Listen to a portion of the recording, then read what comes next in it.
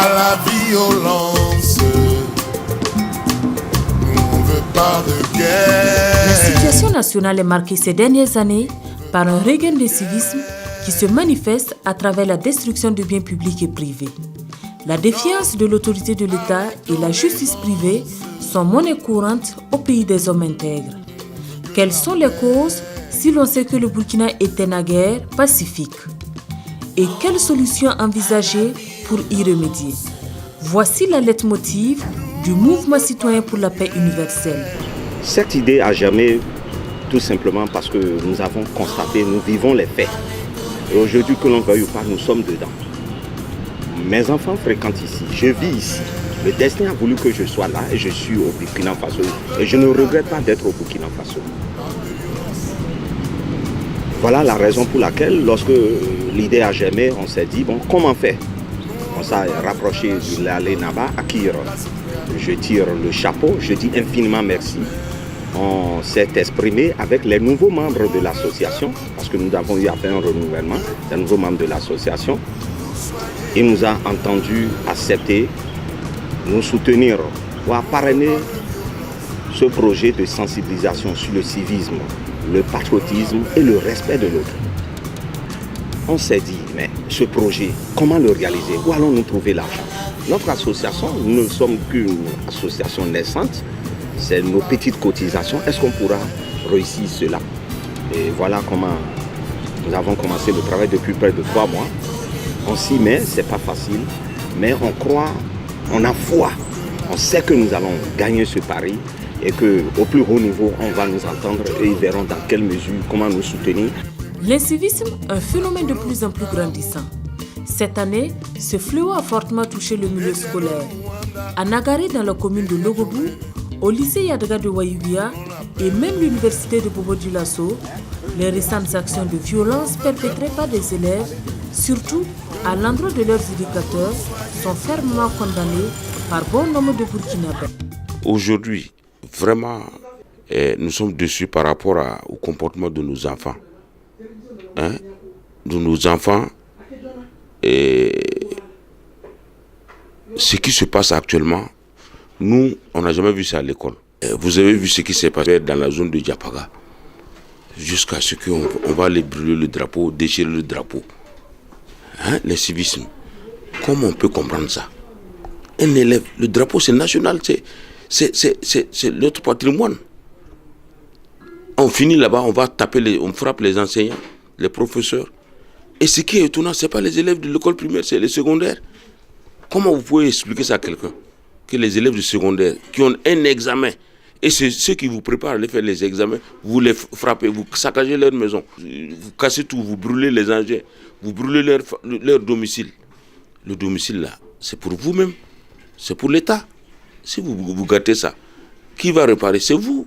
C'est vous qui allez réparer un jour. C'est les impôts de vos papas là qui vont réparer c'est ce que vous avez cassé dans la rue, dans la circulation. C'est des injures. Mais on va où avec ça?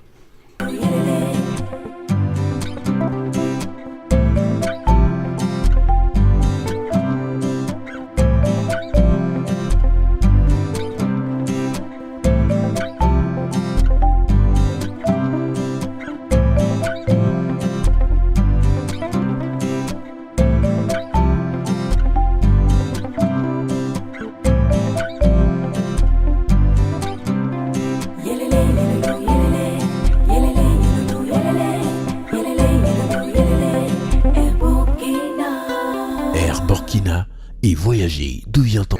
Dès l'école primaire, on nous apprenait les bonnes manières de servir notre patrie, de reconnaître le drapeau. Mais aujourd'hui, nous on se rend compte que l'incivisme a gagné les écoles, à tel point que les enfants se mettent à protester contre leurs enseignants, jusqu'à aller même déchirer le drapeau de notre nation. Nous estimons que notre époque, par rapport à cette époque-là, il y a une différence nette. Et l'incivisme, on le sent un peu partout.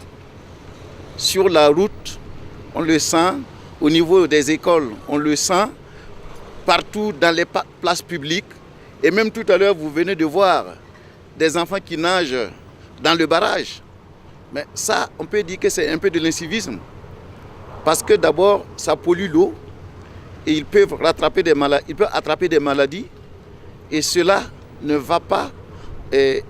pas du tout une bonne chose pour notre nation. Et le gouvernement a déjà pris des mesures pour ce qui concerne la circulation routière. Parce qu'ils veulent à tout prix éradiquer l'insécurité routière par des mesures à travers la réglementation, à travers le contrôle de police. Ces derniers temps, vous voyez que la police est un peu partout. Et moi, je pense que c'est une bonne chose parce qu'ils peuvent contribuer, leur présence sur la route peut contribuer à éduquer les usagers. L'école est le temple de l'éducation, le dernier rempart de la sauvegarde de nos valeurs les plus chères. Selon certains organisateurs de la société civile, comme le Tocsin. Je salue encore, je répète encore le mouvement citoyen pour la paix universelle, pour tout ce que ce mouvement fait. Parce que vraiment, repartir à l'école de l'incivisme, c'est quelque chose de grandiose.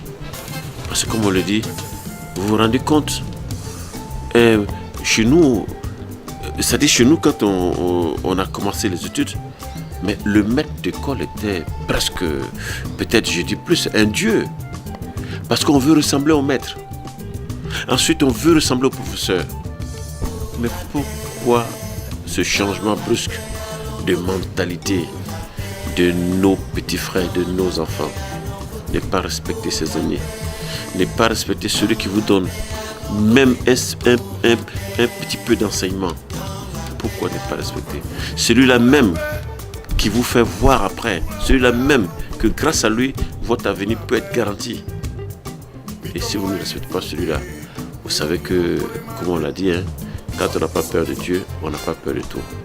Revenant sur le climat qui prévalait dans le milieu scolaire dans les années 80, certains parents d'élèves pointent du doigt l'éducation actuelle avec ses corollaires. Il y a 43 ans que j'enseigne et je vais diviser ce temps en 3 parties. La première partie où j'ai enseigné au primaire, je peux dire qu'à l'époque, les élèves étaient plus réceptifs. Les parents d'élèves étaient plus respectueux à l'égard des enseignants. Et les enseignants, à mon sens, étaient plus appliqués peut-être que les enseignants d'aujourd'hui. Dans un premier temps, voilà ce que je peux dire des premières années où j'ai enseigné au primaire. La deuxième partie, où j'ai enseigné au secondaire, je crois qu'à l'époque, les 3 éléments que je viens de vous citer étaient déjà en train de se détériorer. Les parents d'élèves, de plus en plus, avaient une vision assez étriquée de l'enseignant. L'enseignant, ce n'est pas celui qui sait, mais c'est celui qui n'est pas riche. Et à partir de là, il y a beaucoup de choses qui sont gâchées. Les élèves, par conséquent, voyant que les parents d'élèves ne respectaient pas le maître, étaient tentés, bien sûr, de ne pas respecter le maître. Et enfin, les enseignants eux-mêmes, je pense, avaient commencé à se décourager, à ne plus s'appliquer. En un mot, l'enseignement avait commencé à ne pas être considéré comme il devrait l'être, c'est-à-dire un dévouement. Dans le monde entier, il n'y a pas ce pays où l'enseignant est riche. Ça, je l'affirme. Dans le monde entier, on peut prendre depuis donc faire un parcours historique. On ne verra pas qu'à un moment donné ou dans un pays donné, l'enseignant est riche. Non, l'enseignant a le nécessaire pour sa vie et pour le reste, il a le temps et le loisir de pouvoir se dévouer pour les élèves. Alors, je pense que ce côté a été un peu endommagé. Donc, venons-en maintenant. Les 3 éléments que je cite, ce sont ces 3 éléments qui constituent l'enseignement. L'enseignement comme système et l'enseignement comme activité. Ce sont les élèves, les parents d'élèves et les enseignants eux-mêmes. Ce n'est pas un seul côté qui est indiscipliné. Je ne peux pas dire par exemple c'est les élèves ou les étudiants qui sont indisciplinés. L'indiscipline des élèves se trouvent en quelque sorte collés à l'indiscipline des parents, qui se trouvent aussi collés à l'indiscipline des enseignants. C'est un tout en mouvement. Donc à ce moment-là, je pense que je peux penser qu'aujourd'hui, il y a toujours des étudiants motivés, des étudiants bosseurs, mais je pense que les étudiants sont de plus en plus pressés de travailler et d'avoir un peu d'argent. Donc en fait, ils ne sont plus appliqués comme il y a de cela par exemple 10 ans, 20 ans. C'est la même chose pour les parents. Les parents conditionnent leurs enfants pour travailler à l'école et dans ce conditionnement, ce n'est jamais sûr que les parents indiquent à l'élève ce qu'il doit faire ou ce qu'il peut faire. Et il y a bien sûr du côté des enseignants, un enseignant qui peut trouver un emploi ailleurs, hors du pays, un enseignant qui peut surseoir à quelques heures de cours parce qu'il est consulté, un enseignant qui peut peut-être laisser tomber quelques heures pour aller à une création artistique. Je pense que cela, c'est de plus en plus fréquent. Et s'il y a baisse de niveau, c'est baisse de l'ensemble. Baisse de la considération des parents d'élèves pour l'enseignant et pour l'enseignement, baisse de l'intérêt que les enseignants ont pour leur propre métier et par conséquent, baisse de l'intérêt aussi que les étudiants et les élèves peuvent avoir pour l'enseignement.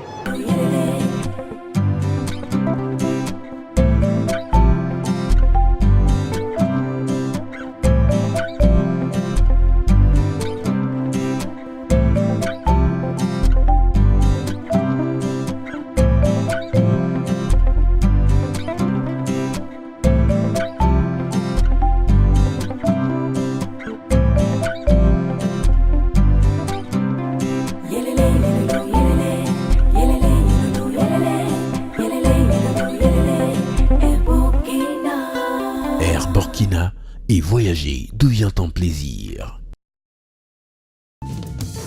Donc la réussite de tout pays, c'est l'éducation. Si tu vas développer un pays là, il faut faire ça. Si tu vas ouvrir une école, tu vas fermer une prison. Si tu vas ouvrir une école, pas fermer une prison. Si tu n'est pas éduqué là, il va devenir un bandit. Un délinquant. Oui, il va entrer dans la prison. Dans ce cas, tu vas fermer une prison. Et tu vas ouvrir une école. Donc l'ouverture d'une école pour un pays, c'est une bonne chose. Bien sûr. Pour d'autres, la faute revient aux parents qui doivent revoir leur copie pour une meilleure éducation des enfants. Quand on met un enfant au monde, la première des choses, c'est nous qui commençons à les éduquer. L'éducation commence à la maison. À l'âge de 0, dès qu'il est sorti seulement, on commence à l'éducation. Il faut l'apprendre ce qu'il faut faire, comment il doit respecter les gens avant d'aller à l'école. Mais on se rend compte que actuellement, les parents d'élèves, ils ont démissionné. Ils ne veulent pas du tout prendre leurs responsabilités et mettre des enfants au monde. Ils disent non, je vais t'envoyer à l'école. C'est à l'école que le maître va t'éduquer. C'est pas possible. C'est pas le maître est là pour enseigner les enfants. Les professeurs sont là pour enseigner les enfants. L'éducation de base, ça commence par nous-mêmes. Du reste, l'école devrait plutôt être un espace exemplaire de tolérance de toutes les formes d'expression d'idées, même contradictoires. Selon Germain Zinsou, son mouvement va s'attaquer à ce fléau à travers plusieurs programmes pour une meilleure éducation au Burkina Faso. Il y a beaucoup de choses que nous proposons, que nous avons en vue pour notre pays, le Burkina Faso. Ce n'est pas seulement ce projet. Il y a encore un projet de formation sur la pisciculture, parce que comme on le dit, le ventre affamé n'a point d'oreille. Et d'ici à là, ce consultant, cet éminent consultant, nous avons ses coordonnées autres, on va le faire venir ici aussi et il viendra former les gens sur le levage de la pisciculture. Et plus désormais, nous n'irons plus au marché payer le poisson. Nous pouvons élever les poissons chez nous. Et autre que ça, on aura d'autres formations aussi parce que notre association est une association qui a pour objectif appuyer les projets de développement social, harmoniser la paix sociale en Afrique, dans les foyers, faire rayonner le pardon comme arme de développement, assumer aussi une formation morale, intellectuelle et spirituelle de nos jeunes. Vivement que cet incivisme à l'école, à la circulation, au niveau des services de l'État, bref, que l'incivisme prenne tout simplement fin et que prévale l'état de droit au Burkina Faso. Tu es obligé, mais viens voter.